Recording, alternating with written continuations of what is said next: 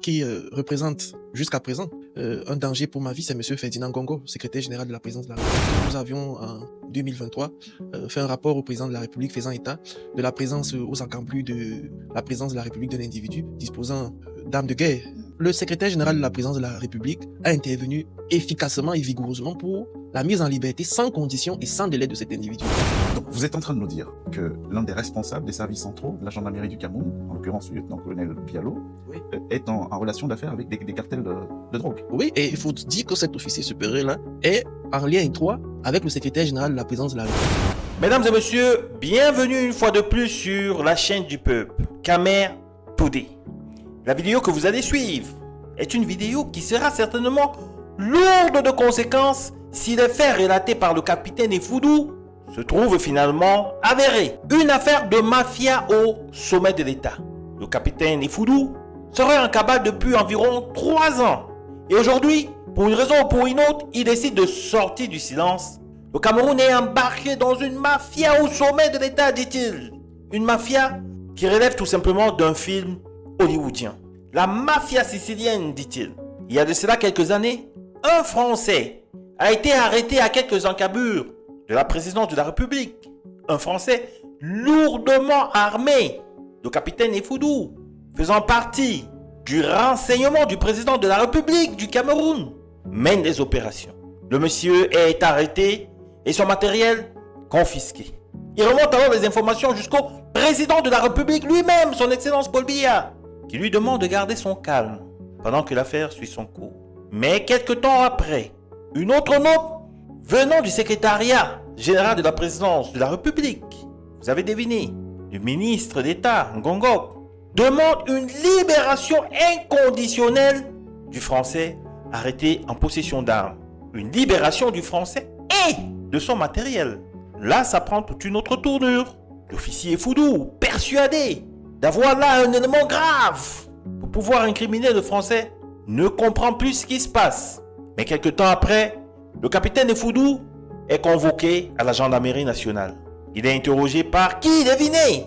Le colonel Otoulou, le fameux colonel Otoulou qui se retrouve dans l'affaire de meurtre de Martinez Zogo.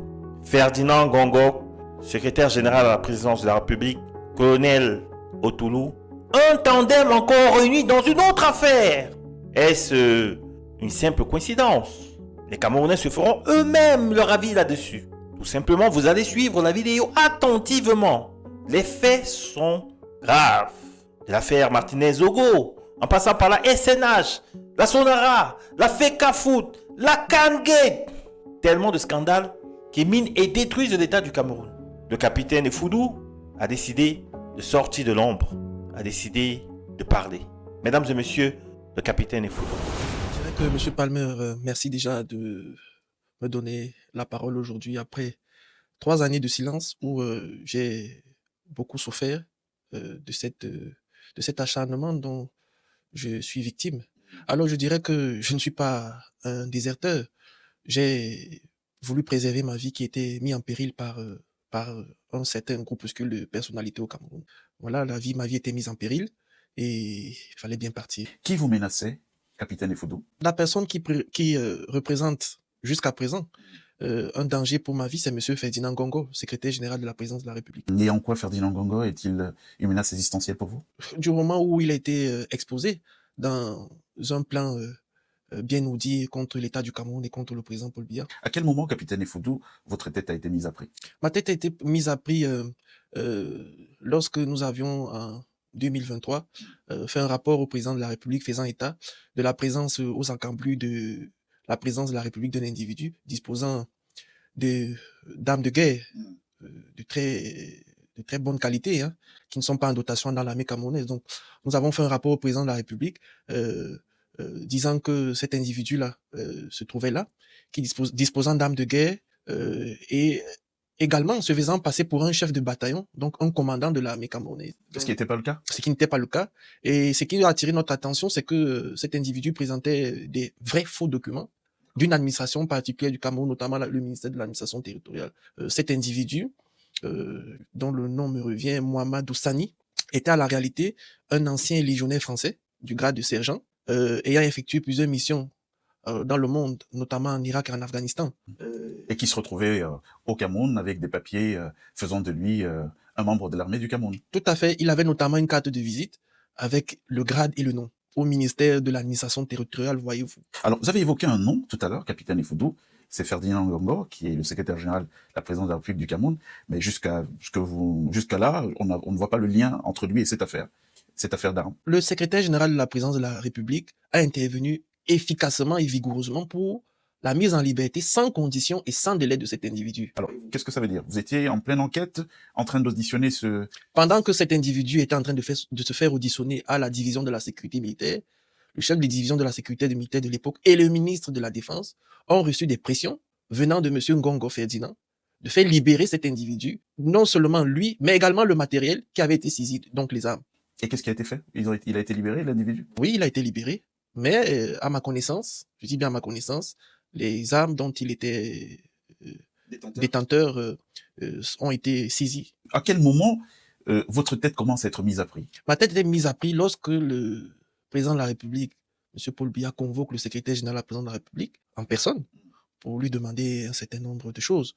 Et donc, M. Ngongo se sentant pris au piège, oppressé et démasqué, disons ça comme ça, a cherché à savoir qui était l'auteur de cette note d'information, et c'est ainsi que un véritable rouleau compresseur s'est mis contre moi. Capitaine Ifoudou, on dit de l'armée que c'est la grande muette, mais aujourd'hui vous brisez l'omerta. J'ai un problème avec ce mot, Monsieur Palmer, parce que le mot omerta renvoie à la mafia sicilienne, qui veut dire la loi du silence.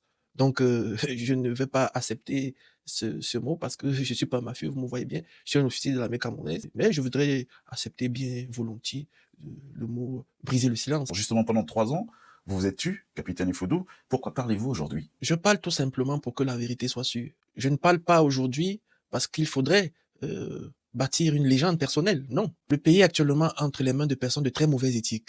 Nous ne pouvons pas laisser le Cameroun entre les mains de personnes qui passent le temps à opprimer les Camerounais, à briser des carrières, à briser des vies, autant qu'ils le veulent, non. C'est pour cela qu'aujourd'hui, j'ai décidé de briser le silence et d'apporter ma part de vérité dans un certain nombre de dossiers. Donc on va prendre à témoin les téléspectateurs de Masterclass. En prenant la parole aujourd'hui, capitaine Ifoudou, votre projet n'est pas de construire votre propre légende, mais plutôt de servir la patrie. Bien évidemment, Monsieur Palmer, parce que si il était question de construire ma propre légende, je ne serais pas ici. J'aurais fait comme les autres. C'est-à-dire? J'aurais fait des rapports biaisés. Je n'aurais jamais eu de problème. J'aurais passé le temps à mentir au chef de l'État sur un certain nombre de choses. J'aurais passé le temps à mentir à ma hiérarchie. Vous voyez, le pays va à volo. Vous voyez le niveau de décrépitude de l'État du Cameroun. C'est inacceptable. S'il existe un seul patriote et qui voit cette situation, pensez-vous vraiment qu'il pourrait rester les bras croisés? Non, je ne pense pas. Et puis nous avons aussi un devoir par rapport aux générations futures, à nos enfants, à nos petits-enfants qui nous verront et qui diront, mais papa, grand-père, c'est à votre époque que des choses se sont passées comme ça, qu'est-ce que vous avez fait? Vous n'avez pas donné le détail, capitaine Ifoudou, de comment sait-on que c'est vous qui avez fait le rapport et à quel moment votre tête est mise à prix? Lorsque cette réunion a eu lieu, une réunion liée à cette affaire au palais d'unité regroupant l'ensemble des responsables de sécurité du Cameroun, M. Ferdinand Ngongo s'est plutôt évertué à savoir qui était l'auteur de cette note. Et c'est ainsi que je fus exposé malencontreusement par ma hiérarchie. Et j'ai commencé donc à faire l'objet de persécutions. Vous travaillez pour un homme, qui est le président Paul Biya, en gérant notamment le renseignement à son état-major particulier, la présidence de la République du Cameroun. Est-ce qu'il a été informé des persécutions que vous subissiez? Bien évidemment. Effectivement, des notes allant dans ce sens lui ont été envoyées parce que j'ai commencé à recevoir des menaces de mort de certaines personnalités de la République. Notamment? De manière directe, l'ancien ministre de la Défense, M. Zeme Karimi, des menaces de mort venant du secrétaire général de la présidence lui-même, qui m'a fait convoquer à la gendarmerie à plusieurs reprises. J'ai été convoqué à la gendarmerie par WhatsApp. Qui a un problème de procédure. Il y a un problème de procédure la première fois où je me retrouve en face du colonel Otoulou. Qui n'est pas sans rappeler une actualité récente, notamment un témoignage avec l'affaire Martinez. On va peut-être en reparler tout à l'heure. Tout à fait. Donc j'ai été convoqué à la gendarmerie par le colonel Otoulou, qui était en charge de cette enquête-là, avec un autre colonel de la gendarmerie, qui est actuellement directeur adjoint de la DGRE. J'ai été convoqué par ces officiers supérieurs-là. Et voyez-vous, pendant cette audition est orientée. Il fallait que je donne d'autres explications pour couvrir des personnes. Et ça ne s'est pas passé comme ça. J'ai dit à cet officier supérieur que non, je ne pouvais pas changer les faits qui sont ceux pourquoi nous avons écrit au président. J'ai donc refusé de le faire et j'ai été convoqué une deuxième fois. Voyant l'allure de l'affaire, j'ai décliné de me présenter à la gendarmerie tout en leur demandant de faire une convocation en bonne et due forme à ma hiérarchie. Vous n'aviez pas confiance à la gendarmerie? Non, du tout.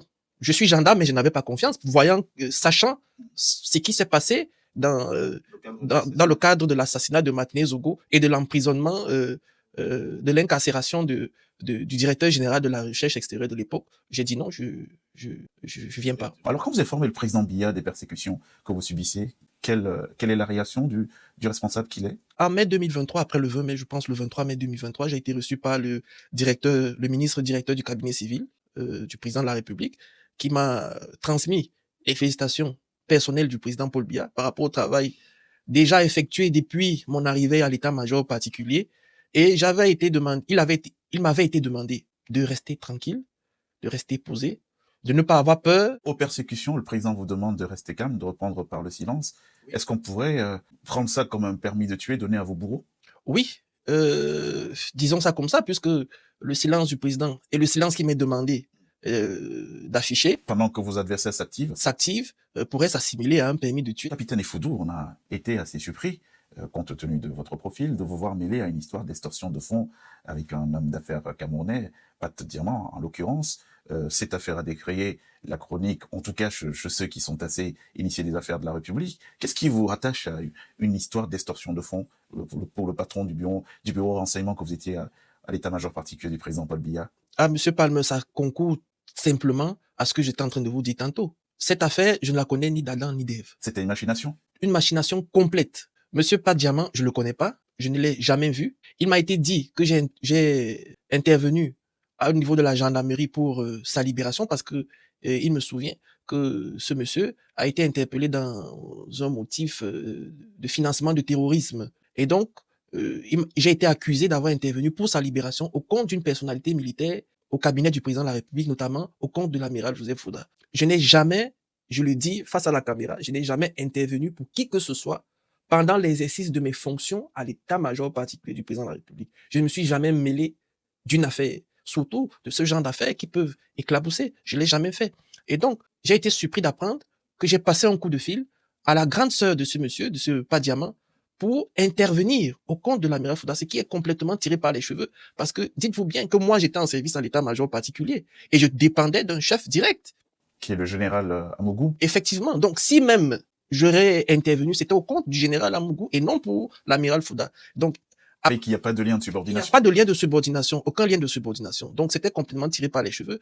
Et lorsque nous avons cherché à creuser, parce que ça a valu mon reversement de l'état-major particulier. Donc, pour qu'on comprenne très bien, oui, on vous mêle à cette affaire, vous dites que c'est une machination, que vous ne connaissez ni la langue ni d'Ève, et la suite, c'est quoi? Vous êtes sanctionné en vous faisant affecter arbitrairement, à votre avis? Lorsque les enquêtes sont menées pour savoir effectivement de quoi il était question, on se rend compte que, à la réalité, c'est M. Ferdinand Gongo qui pilotait cette affaire et qui avait demandé ma tête à mon chef hiérarchique, donc au général Mamoukou.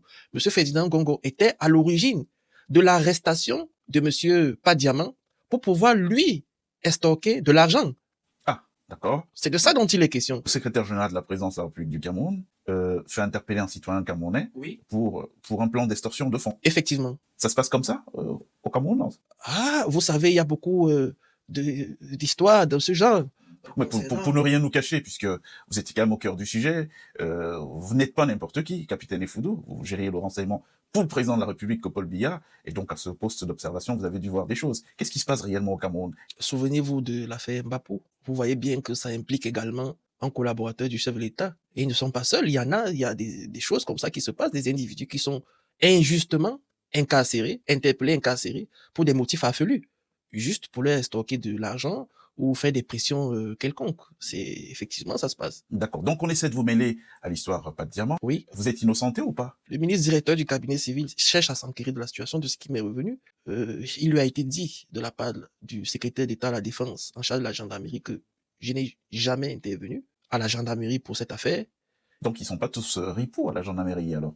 Puisque tout à l'heure, c'est des collègues qui étaient en intelligence avec le secrétaire général, et là, vous êtes innocenté. La gendarmerie est tristement célèbre aujourd'hui. La gendarmerie est assimilée à un centre de torture. Ce n'est pas la faute forcément de celui qui est en charge de la gendarmerie, notamment du secrétaire d'État, et de quelques collaborateurs ripoux.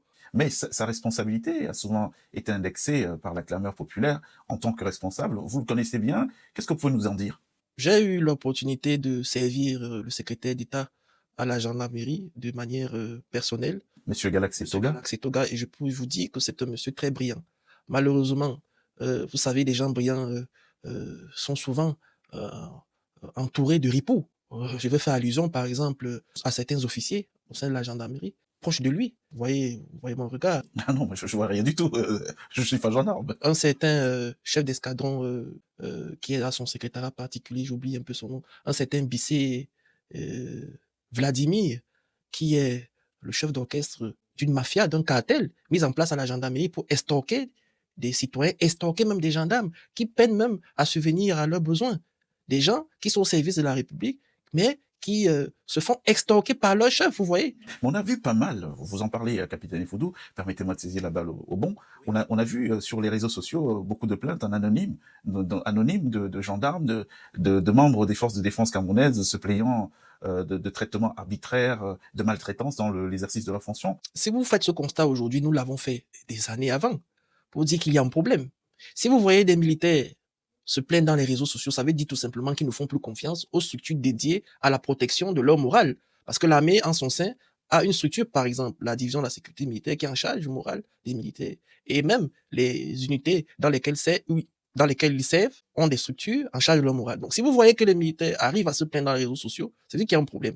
Le problème est au sein de l'armée, où je vous ai dit qu'aujourd'hui, l'armée a en son sein des véritables cartels où il faut payer de l'argent pour être nommé, il faut payer de l'argent pour être promu. Par exemple, nous entendons qu'à la gendarmerie, pour avoir un poste, les gendarmes doivent débourser 300 000, 500 000, 1 million. Les pelotons routiers, par exemple, ils en souffrent. Des gens qui vraiment peinent à joindre les deux bouts. Et dites-vous bien que cette situation, même des officiers généraux s'en offusquent dans le silence. Voyez-vous, on n'est pas très loin du point de rupture, monsieur. Donc il n'y a pas un unanimisme dans cette criminalité, c'est le fait C'est le fait de certains individus, notamment cet officier dont je vous ai donné le nom, et d'autres qui sont en charge des enquêtes toujours à la gendarmerie, qui sont des véritables chefs de cartel de drogue. Ah bon? Oui, vous savez qu'il y a... Vous faites référence à qui, par exemple? Je fais référence à un certain colonel Bialo. Vous savez, j'ai une anecdote à ce sujet. Il a été tenu en respect par des gens avec qui il fait du trafic, chez lui devant femme et enfants, où il a été sauvagement tabassé par des gens avec qui il fait des trafics. Donc vous êtes en train de nous dire que l'un des responsables des services centraux de la gendarmerie du Cameroun, en l'occurrence le lieutenant-colonel Bialo, oui, est en relation d'affaires avec des cartels de drogue. Oui, et il faut dire que cet officier supérieur-là est en lien étroit avec le secrétaire général de la présidence de la République, par qui il passe pour faire tout et n'importe quoi au Cameroun. Vous voyez les interpellations des hommes politiques, des interpellations d'hommes d'affaires, ainsi de suite. C'est l'œuvre du secrétaire général de la présidence de la République par la voix de la gendarmerie. Donc vous voyez comment on ridiculise les forces de défense